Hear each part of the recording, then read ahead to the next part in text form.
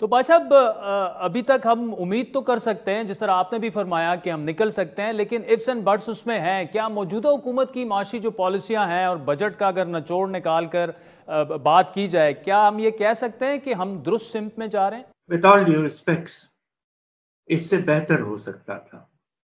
एक नुमाया एग्जाम्पल आपको दे दूं। हमारे जिसे कहते हैं ना कि बदन के खून में जो है माशी बदन में, वो दो चीजें हैं। एक तो है आपके बरामदात और दूसरे आपके टैक्स रेवेन्यूज।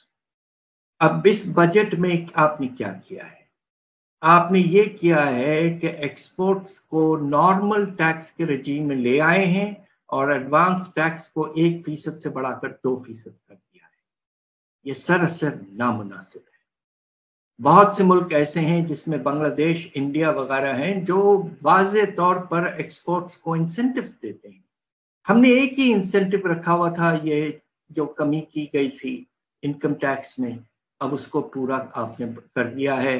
अब तकरीबन 29% आपको इनकम टैक्स देना पड़ेगा और खुदा न खास्ता इसके नतीजे में ऐसा ना हो कि हमारे एक्सपोर्टर्स मजबूरन जो प्राइसेस उन्हें मिलते हैं वो अंडर रिपोर्ट करें और कुछ पैसा बाहर रखें।